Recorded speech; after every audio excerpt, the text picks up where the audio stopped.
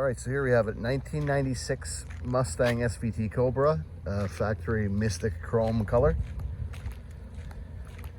Green from one side, purple from the other. So this car has 160,000 kilometers on it. Modifications include Steeda sports springs front and rear, so it's lowered 1.25 inches in the back, 1.5 inches in the front. Braided stainless steel brake lines. It has newer factory brakes on it.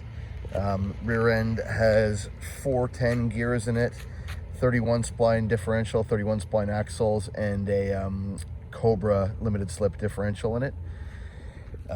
Catback exhaust, Flowmaster 40 series, about 2 months old that is. Bassani stainless steel catted X pipe, also about 2 months old that is. It has Maximum Motorsport rear lower control arms. Front suspension, it has Steeda X2 lowering ball joints, urethane rack bushings, sway bar and links. Has a MGW short throw shifter on it, JLT cold air intake, and it has Tokico shocks and struts front and rear. Overall, the car's in a really good condition. I would call the exterior a 7.5. The clear coat, it's kind of tough to tell here, but it's turning a little bit milky on the roof, and it's not perfect on the front fender here either. I don't believe the entire car is original paint because I know the mirrors are not the Mystic Chrome color from factory, or Mystic Pearl I should say. Mystic Pearl is actually the name of the color. So those have been painted, so it may have some paint work done, but it is extremely straight. There's no dings, no dents. Very straight down the side. Little scuff on the rear bumper, that could be polished out there. A few rock chips on the front end, which have been paint touched up. Like I said, on the exterior, I'm going to call it a 7.5. The interior is probably an 8.5 to a 9. This is a very rare car in that it actually has cloth interior. Very, very clean inside. Seats are immaculate, no rips, no tears, no wear. It does have a period-ish correct aftermarket CD player. Nothing too fancy. Very, very clean in here. Newer floor mats. Put a newer shift knob on it for an 0304 Cobra. I'll pop the hood here and have a look.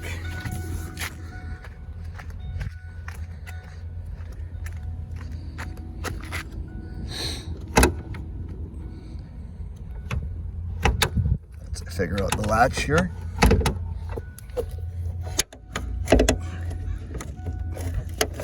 There we go.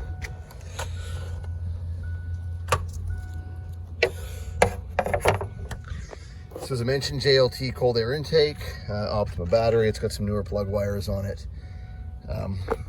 Nothing too fancy going on underneath there.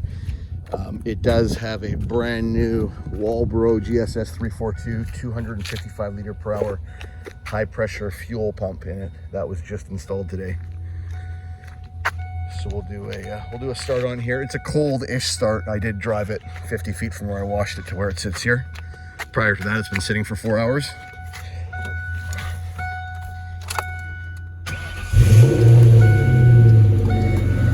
The exhaust is throaty but tasteful. Nothing too crazy. So, see if I can set the phone down here and do a little sound bite of the exhaust.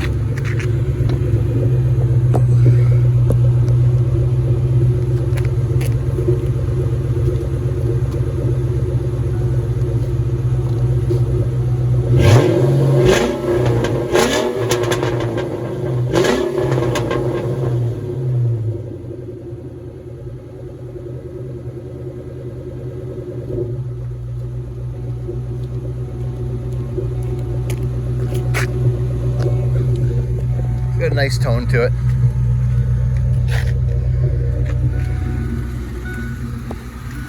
Engine runs great. No issues whatsoever.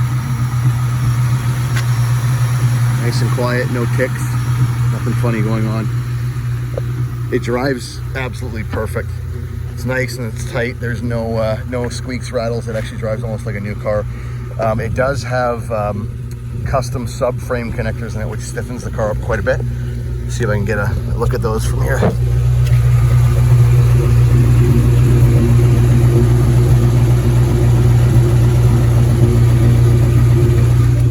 Yeah, so those do help with rigidity quite some. So,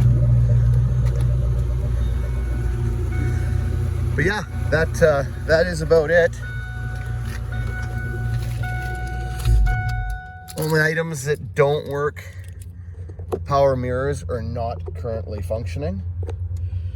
Occasionally, the brake light for the emergency brake lights up. You just give it a wiggle, it goes out. I believe it's the sensor in here. I will probably have that fixed by the time the car goes to sale. Aside from that, everything works great. All climate control functions work as they should. Air conditioning blows nice and cold. Wipers, turn signals, lights, rear defrost, all that stuff is good. So it is just it's a nice, clean, fun driver's car. It's not a collector, this one. I mean, the mileage is a little bit high. And like I said, the body's a 7.5 to an 8, so it's not going to be somebody's collector car. This car's meant to be driven, so, and priced accordingly. So anyhow, that is it. Hope you like it, and yeah, signing off. All right, so here's a little video of the car up on the hoist. Currently the fuel tank is out as it's getting a fancy new, you can't really see in there, Walbro GSS 342 high pressure fuel pump. So you know, the tank is down right now, but as you can see, it's got an aftermarket differential cover. It's got 410 gears, 31 spline differential. I believe it's the Cobra differential with the carbon fiber clutches in it. 31 spline axles, Steeda springs in the rear, Maximum Motorsports lower control arms, Tokico gas shocks, braided steel brake lines. You can see the Flowmaster 40 series exhaust system, which is just recently installed on here as well. It's got newer rear brakes. Let's just work our way under the car here. We've got a Bassani stainless steel X pipe, catted X pipe, as you can see. Custom full-length subframe connectors. You can see where they weld into the factory frame rails right there. Same up on the back here. You can see where they weld into the factory, or tie into the factory torque boxes. Let's see here, maybe I'll grab my my light so I can show you a little bit better out of the front of the car here. Bear with me for uno momento. Newer front brakes on the car as well.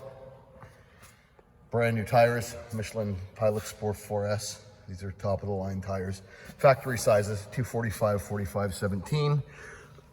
Front here, also Steeda Sport springs, Tokico shocks, braided steel brake lines again, urethane steering rack bushings, urethane sway bar and links. Urethane sway bar bushings, right there. Just go under here nice and slow. Oh, it also has brand new Steeda, so new that they've still got the masking tape on them. Let's pull this off. I did paint the control arms. Steeda X2 ball joints and lower control arms. A little better look at the subframe connectors there. Nice and clean underneath.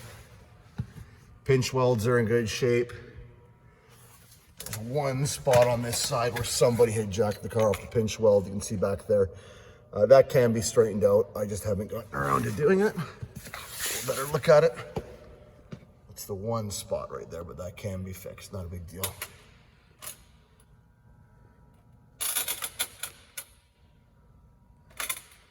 So yeah, as you can see, there's no structural rust anywhere. Nice and clean underneath.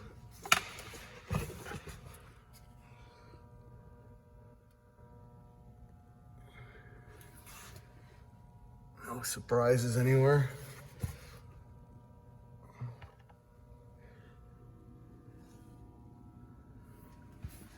There's no oil leaks to speak of.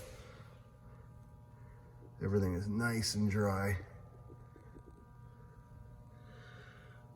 So yeah, that is about it for the underneath of the car.